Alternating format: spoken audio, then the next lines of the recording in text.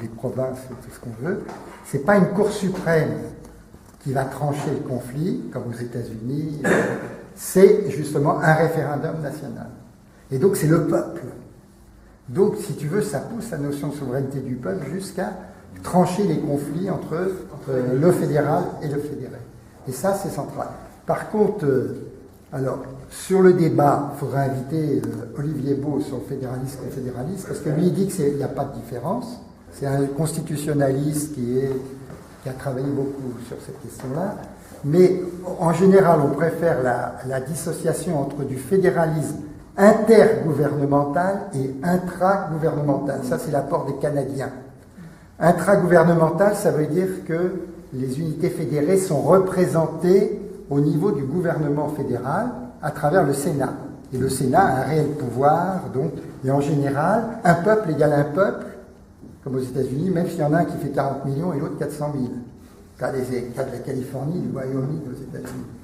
Et la Chambre des députés, là, c'est un homme égale un citoyen, un humain égale un humain. Et c'est cet équilibre-là.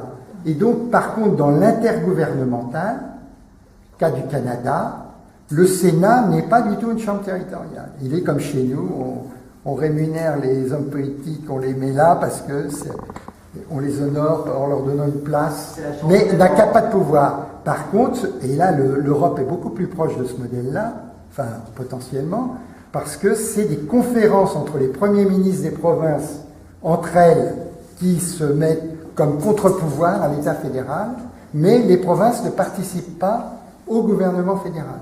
Donc tu as toujours cette tension entre le fédéral et les provinces entre elles. Voilà, donc c'est cette distinction.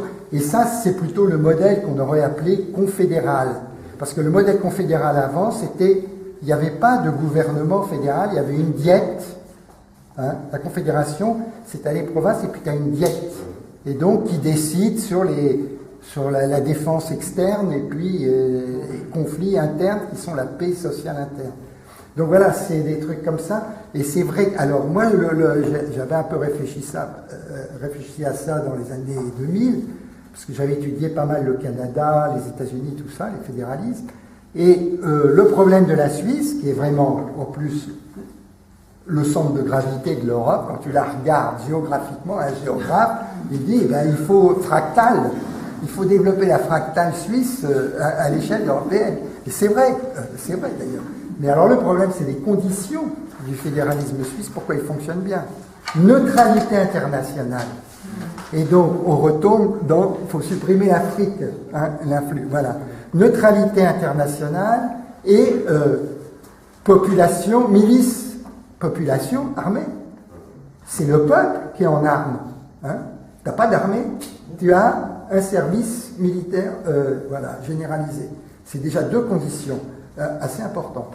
Et le côté négatif, c'est les conseillers fédéraux qui sont rémunérés par des tickets de participation dans les multinationales suisses. Ça, tu lis Ziegler, hein, c'est ce qu'a bien développé, c'est qu'ils sont aussi, la Suisse, c'est une multinationale. Elle est dans le commerce, elle n'est pas dans elle intervient à l'international. On peut emprunter de la Suisse.